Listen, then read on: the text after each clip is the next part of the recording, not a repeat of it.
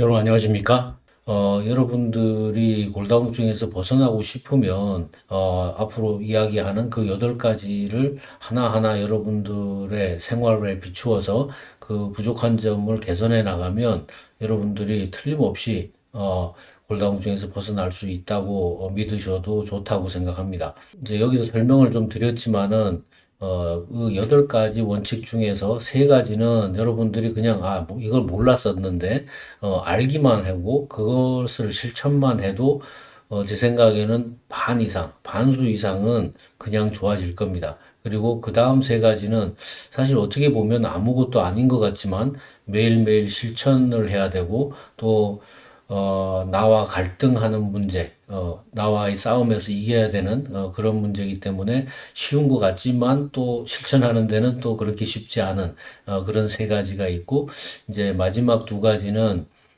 정말로 여러분들이 신경을 좀 써야 되고, 또 특히 그 끝에 한 가지는 의료진에서도 좀 도와줘야 되고, 여러분 스스로도 여러분들이 드시는 약 하나하나가 어떤 건지 스스로 찾아서 살펴보는 그런 지혜가 필요하다. 이렇게 말씀드리겠습니다. 그래서 여러분들이 어떤 일을 하든지 조그만 성공이라도 한번 맛보게 되면 그 성공이 여러분의 인생을 성공으로 이끌게 된다. 그러니까 여러분들이 그것을 하나라도 쟁취할 때까지는 최선을 다하는 것이 필요하다. 이제 우리가 골다공증에 걸리게 되는 가장 큰 이유는 뭐냐?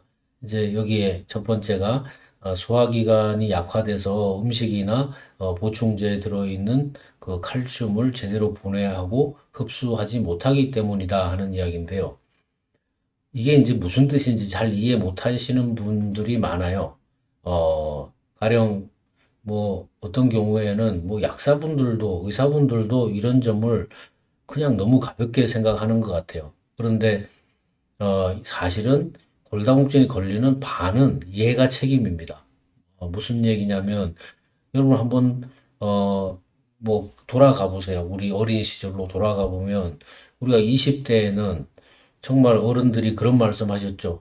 야, 너희 나이에는 그 모래도 그 소화시킬 만큼 그런 나이인데 뭘 좀 밥을 먹으면 좀 듬뿍듬뿍 먹고 이렇게 해라 이런 말씀 이제 하시잖아요. 그 말은 무슨 말이냐면 위 산에 그 산도가 강산이죠. 보통 1.5 전후로 되는 강산인데 그렇게 되면 그, 우리가 먹는 대부분의 것이 거기서 녹아서 분해가 됩니다. 특히 이제 그 칼슘이나 마그네슘 이런 것 같은 그 미네랄은 우리 몸에 들어가서 세포의 그 이온 채널을 통과해야지 흡수가 되기 때문에 그런 상태로 만들어 줄 수 있을 만큼 우리 위산이 강력하다는 뜻이죠. 그러니까 이 일본 원칙은 칼슘이란 거는 만들질 못하기 때문에 다 외부에서 내부로 공급을 받아야 되는데 그럴 때 제대로 공급하는 수단 그것이 없기 때문에 우리가 골다공증에 걸리게 된다. 그렇다면 그거 해결하는 방법은 뭐냐? 공급을 잘 해줘야 되겠죠. 그런데 여러분들이 경험하시지만 일반적으로 병원에서 처방해주는 또는 뭐 우리가 보통 시중에서 살 수 있는 그런 칼슘들을 아무리 오래 먹어도 제대로 골밀도가 올라가지 않는 이유는 그 우리 소화기관 자체가 걔를 이온화할 수 있는 힘이 없기 때문에 그렇거든요. 그래서 여러분들이 이온칼맥이라는 걸 드시게 되는 거고 또 이온칼맥은 그런 우리 인체의 그 소화 흡수 메커니즘을 충실하게 만든 것이기 때문에 여러분들이 비록 소화기관이 그 기능이 떨어진다고 하더라도 소화기관의 기능에 상관없이 그것이 세포의 이온 채널에서 쓸 수 있는 그런 제품이 되는 거죠. 그래서 우리가 이제 그런 그 소화 흡수가 용이한 이온화된 제품을 섭취할 수밖에 없는 그런 상황에 있는 겁니다. 골다공증에 걸렸다는 뜻은. 그렇다면, 우리 소화기관이 나쁜 것이 단순히 골밀도만 나쁘게 하겠느냐고 생각을 해보면 그게 아닙니다. 우리가 똑같은 걸 먹어도, 옛날만큼, 젊을 때만큼 효과를 못 보는 이유가 역시 소화 기능이 약해져서 그러기 때문에 우리가 어떻게든 소화 기능을 되돌리는 노력, 그런 노력을 여러분들이 하실 필요가 있다. 그런 말씀을 드리겠습니다. 그 다음에 두 번째로 중요한 것이 이제 우리가 보충제로 섭취를 하던 아니면 우리가 식품에서 섭취를 하던 간에 그것이 가는 곳은 어디냐면 일단 위까지 갑니다. 위까지 간 다음에 그 다음에 위에서 그것이 소장을 통해서 다시 혈액까지 가는 과정에서 그 이동을 도와주는 게 비타민 D입니다. 오늘은 뭐 비타민 D 역할을 그냥 이 칼슘의 이동, 골밀도의 강화에 국한해서만 말씀을 드릴 텐데 이 어, 그 혈중 비타민 D 농도가 앞에 보시는 것처럼 55에서 70 나노그램 펄 밀리리터가 돼야 제대로 우리 음식 속에 위 속에 있는 칼슘을 그게 뭐 이온 칼맥이라고 하더라도 그렇다는 거예요.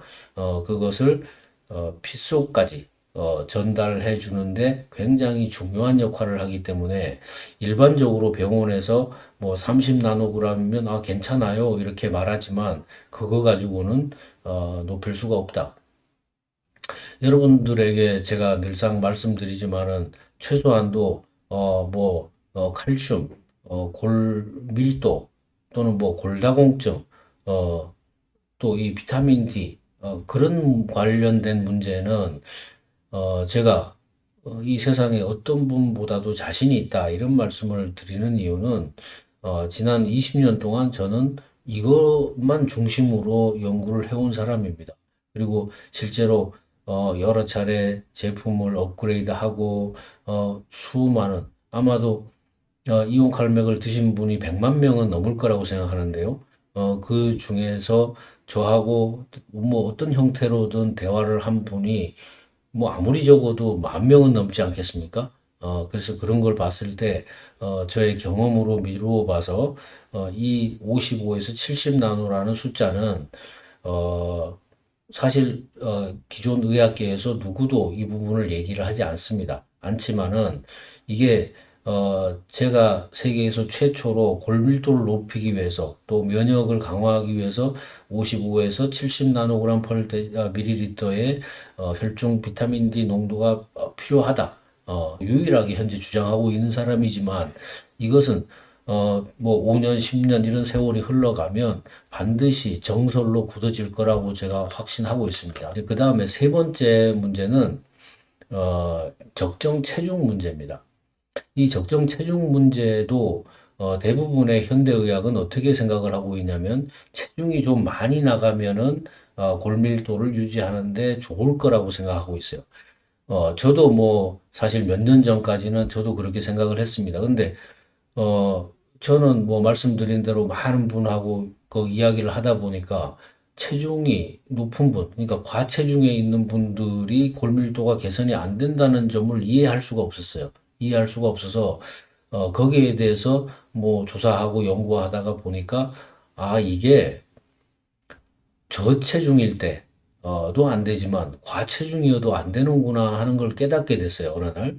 그래서 제가 그 수치를 계산하다 보니까 소위 말하는 적정 체중이라는 개념을 제가 만들게 됐는데 이것도 마찬가지로 그 비타민 D처럼 현재로서는 제가 유일하게 이 주장을 하고 있는 겁니다. 최저 적정 체중은 그러니까 골밀도를 높이기 위해서 아무리 안 나가도 이 체중은 나가야 됩니다 하는 그 체중은 여러분들의 키를 센티미터로 환산을 해서 거기에서 100을 뺀 다음에 0.9를 곱한 것. 그러니까 만약에 150cm의 키를 가진 분이라면 100을 빼면 50이 남죠. 거기에 0.9를 곱하면 45kg가 됩니다. 그 45kg가 아무리 안 나가도 45kg는 나가야지 골밀도를 올릴 수가 있습니다. 그리고 제일 좋은 것은 거기에다가 5%를 더하는 거예요. 그러니까 1.05를 곱하는 거니까 예를 들어서 뭐 45kg가 최저 적정 체중이라 그러면 한 47 정도가 되겠죠. 그러니까 45보다는 47이 나은데 그러면 48, 49, 50은 나쁘냐 하는 문제가 돼도 되는 거죠. 근데 거기에 대한 답이 많은 연구들이 있습니다. 그 체질량 지수로 20에서 21 정도가 적절한 수치라고 보고 그냥 직접적으로 계산할 때는 키에서 100을 빼서 0.9를 곱한 게 아래쪽, 거기에다가 1.05를 곱한 게 위쪽. 그런데 가능하면 위쪽에 있는 게 좋다. 이 적정 체중 관리 문제는 여러분들 단순하게 골밀도뿐만이 아니고 여러분의 전반적인 건강을 위해서도 중요한 문제니까 명심을 하시면 좋겠다고 생각을 합니다. 이제 그 다음에 네 번째 원칙은 여러분들이 운동을 하는 거죠. 이거 역시 뭐 쉽지 않은 일이고 여러분들은 대개 나 걸어 다니는 운동을 한다. 걷기 운동을 뭐 40분을 합니다. 1시간을 합니다. 뭐 나는 2시간을 해요. 이렇게 말씀을 하지만 걷기 운동이 뭐 나쁘다는 게 아니고요. 골밀도를 높이기에는 부족하다는 거죠. 왜냐면은 우리 모든 뼈는 근육과 연결돼 있습니다. 그걸 보고 뼈 근육이라고 하는데 그 뼈 근육이 힘이 있어야 강도가 있어야 그 근육에서 오는 힘 그걸 보고 이제 스트레스라고 하는데 우리가 일반적으로 말하는 스트레스하고는 좀 다른 의미예요. 그래서 그런 것이 뼈에 전달되면서 골밀도가 더 충실해진다. 그런데 우리가 이제 골밀도가 높아져서 골다공증에 걸릴 정도가 되면 다들 뭐 연세가 좀 있기 때문에 또 골밀도가 이미 나빠져 있기 때문에 그냥 무작정 운동하는 것이 그렇게 도움이 되지 않는다는 거죠. 그래서 제가 여러분들한테 뭐 그 헬스클럽 같은 데 가서 담은 한 2달이라도 꼭 그렇게 실천을 하셔서 나한테 맞는 운동법을 습득하는 게 중요하다. 그렇게 말씀드리겠습니다. 그 다음 이제 다섯 번째가 여러분의 이제 먹거리인데요. 요즘 뭐 사실 우리가 아무리 제대로 된 먹거리를 먹으려고 해도 뭐 먹거리 자체가 영양소가 충분치 않고 또 그나마 가공된 걸 우리가 너무 많이 먹게 되기 때문에 이제 그런 게 상당히 어려운데 가능하면 조금이라도 가공이 덜 된 걸 드시는 게 좋고 또 기왕이면 그 무슨 이런 그 비닐하우스 같은 데서 재배한 것보다는 노지에서 재배한 것이 훨씬 더 낫고 그래서 여러분들이 가능하면 가공식품이라든지 인스턴트 식품 또는 뭐 콜라, 사이다 같은 소다 이런 거 또 설탕이 많이 들어간 단 음식 그 이외에도 정제 탄수화물이라 그래서 뭐 흰 밀가루라든지 흰 쌀이라든지 그런 것들을 좀 덜 드시고 가능하면 그 통곡물로 만들어진 걸 좀 드시는 게 좋다. 그런 말씀을 드리고 또 뭐 예를 들어서 과일을 드신다 하더라도 여러분들 다 깎아서 드시잖아요. 근데 지난 그 시간에도 말씀드렸지만 우리가 과일의 껍질 또는 채소의 껍질의 색깔이 그렇게 푸르고 붉고 짙은 보라색을 띠고 하는 것은 그것이 식물은 움직이지 못하는 생물체이기 때문에 어, 어떤 외부에서의 공격에 대비해서 스스로를 보호하는 수단으로 그런 그 색소를 가지고 있는 겁니다. 그래서 그런 색소들이 우리 몸에서 항산화 성분으로 굉장히 중요한 역할을 하기 때문에 여러분들이 가능하면 과일 같은 거 깨끗이 씻어서 껍질을 먹을 수 있는 것은 최대한 껍질을 드시는 게 좋다. 그런 말씀을 드리겠고요. 여러분들이 이런 가공식품이라든지 이런 걸 많이 드시게 되면 우리 몸에 체액이 우리 몸은 약 알칼리라고 그러죠. 그 산도가 7.38 정도가 되는 것이 이제 적정하다고 얘기하는데 저렇게 음식을 제대로 안 먹으면 그게 이제 산성화가 돼서 그 산성화된 체액을 중화하기 위해서 우리 뼛속에 있는 칼슘을 꺼내다가 걔를 중화제로 쓴다. 그 영어로는 버퍼링 에이전트라고 말씀을 드렸는데 그래서 그런 일이 일어나면 우리가 첫 번째는 공급 측면에서 칼슘이 부족하다고 말씀드렸지만 지금부터는 이게 소비 측면입니다. 그러니까 우리 몸에서 가만히 몸이 정상 상태면 칼슘을 안 빼다 쓸 텐데 이게 자꾸 체액이 산성화되니까 그걸 막기 위해서 우리 뼈에서 칼슘을 꺼내다 쓰게 되는 그러니까 칼슘의 수요가 많아지는 거예요. 그래서 여러분들이 어떤 식사를 하느냐에 따라서 우리의 칼슘의 쓰임새가 더 많아지거나 아니거나 하기 때문에 아무래도 피 속에 여유가 있어야 뼈로 가거든요. 그 다음 단계가. 그래서 여러분들이 식생활이 이만큼 중요하다 하는 걸 좀 아시면 좋겠고, 또 하나 뭐 다른 것과 마찬가지지만 여러분들이 좋은 수면을 취하는 거 중요하다고 말씀을 드렸어요. 근데 사실 수면이라는 것이 사람이 원래 이제 해를 보고 깨어나고 또 해가 지면 자게 돼 있는 그렇게 사람은 그 시계가 생체 시계가 그렇게 돼 있습니다. 그런데 우리가 이제 보통 요즘 밤에 할 일들이 많아졌잖아요. 전기가 있기 때문에. 그러기 때문에 뭐 여러분이 유튜브도 보게 되고 뭐 TV도 보게 되고 영화도 보게 되고 또 밖에 나가서 뭐 만남도 할 수 있고 이런 그 환경이 되기 때문에 한 50년 이전만 하더라도 사람들이 저녁 되면 다 집에 가서 잤죠. 잤는데 요즘은 저녁 때도 뭐 밖에 돌아다니면서 할 일이 많아지니까 우리 인류가 가지고 있는 그 수면 메커니즘하고 완전히 그 바뀐 대로 산단 말이에요. 그래서 그렇게 하다 보니까 수면을 잘 취하지 못하기 때문에 우리 몸은 또 스트레스를 받게 되는 겁니다. 우리 몸이 스트레스를 받는다는 것은 일차적으로는 우리 체액이 산성화되는 것이고 또 다른 한편에서 으로 표현하자면 소위 말하는 활성산소가 많이 나오게 되는 거죠. 우리가 자는 동안에는 우리 낮 동안에 우리가 써서 피곤해졌던 것들을 다 이제 해소를 하고 또 무언가 너무 이렇게 위로 갔던 것은 또 아래로 내려와서 이것이 우리 몸이 평형 상태가 되도록 평정 상태가 되도록 만드는 건데 그런 이제 수면을 제대로 못 취하게 되면 그걸 방해하기 때문에 우리 몸이 스트레스를 받게 되고 그것에 따라서 우리 몸이 산성화되고 그러면 아까 앞에서 음식 때와 마찬가지로 우리 뼈에서 피 쪽으로 그 칼슘을 분해해서 가져 나와가지고 이 중화시키는 데 쓰는 거기 때문에 그래서 골밀도가 나빠질 수밖에 없게 된다 이제 하는 이야기입니다. 이제 그 다음에 역시 뭐 비슷한 관점에서 그 스트레스를 관리하는 능력이 중요하다. 이건 굉장히 정신적인 면을 말씀을 드리는 건데요. 여러분들 중에서 한번 생각해 보세요. 내가 골다공증 판정을 받았다고 하면 나는 어떤 성격의 소유자인지를 한번 생각을 해봐야 돼요. 제 경험상으로는요. 성격이 좀 유하고 관대한 사람은 골다공증이 왔다가도요, 금방 빨리 이렇게 회복을 해요. 그런데 성격이 예민하고 까칠하고, 남한테 뭐 지는 걸 참지를 못하고 이런 분들은 이 골밀도도 빨리 회복이 안 되더라고요. 그래서 여러분들이 이제 제가 늘상 그런 말씀 드리지만 조금은 여유롭고 조금은 부드럽고 조금은 관대한 사람이 돼야 된다. 누구한테? 나한테부터. 사람들이 되게 그래요. 남한테 뭘 나는 뭘 한다, 베푼다 이렇게 말하지만 그거 남한테 그냥 베푸는 사람들은 그냥 자기 과시하는 것일 수 있어요.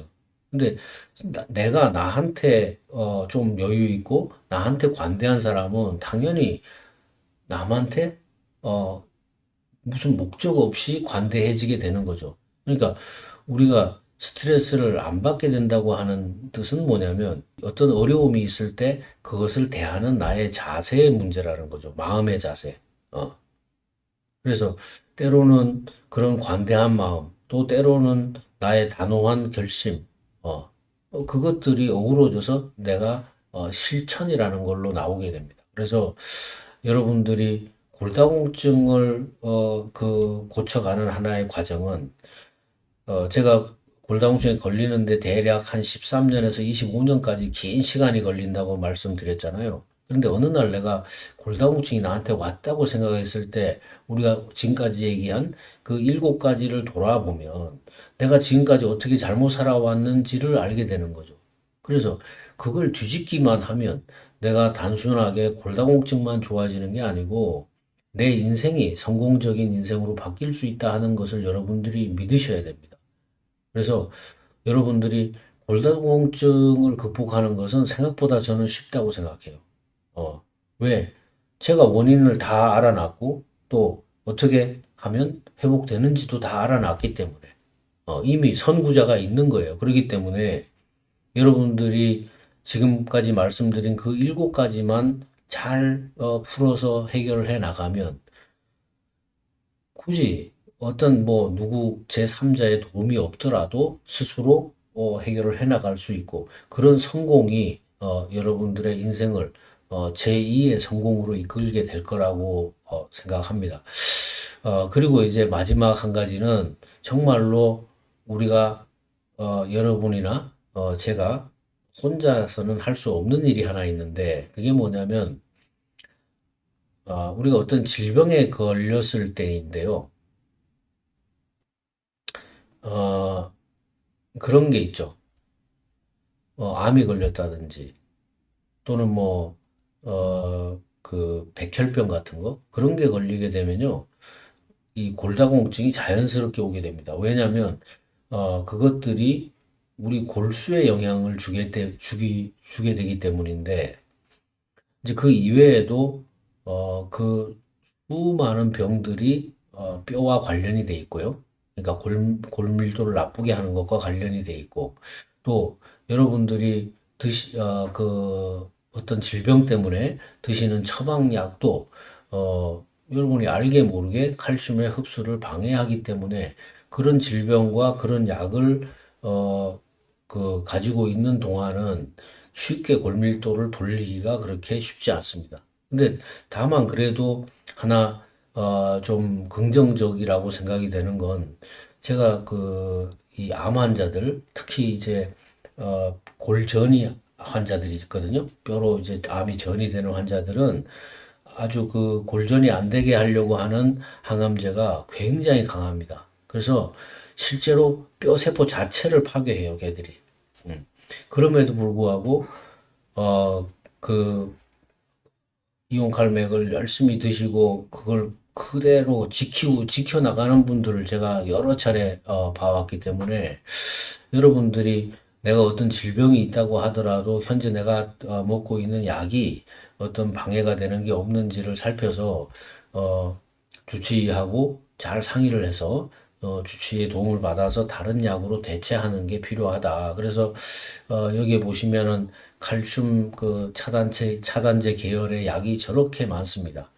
저렇게 많으니까 여러분들이 저걸 어떻게 다 외워서 하시겠어요? 그러니까 여러분들이 하나의 처방약을 받을 때, 이 약은 무슨 약인지 내가 찾아서 제대로 아는 게 필요하고, 또 그걸 알았을 때, 처음부터 내 주치의하고, 이 문제를 진지하게 얘기해서, 이걸 피해야지 골다공증에서 빨리 벗어날 수 있다. 이제 그걸 좀 명심하셨으면 좋겠습니다. 그래서 오늘 골다공증 대학 첫 번째 강의에 참석해 주신 여러분들에게 다시 한번 격려와 응원의 말씀을 드리고 언제든지 제가 여러분 뒤에 있다 그 믿으시고 우리가 힘차게 앞으로 이런 문제들을 개선해 나갔으면 합니다. 또 다음 시간에 다시 뵙도록 하겠습니다. 여러분 감사합니다. 안녕히 계십시오.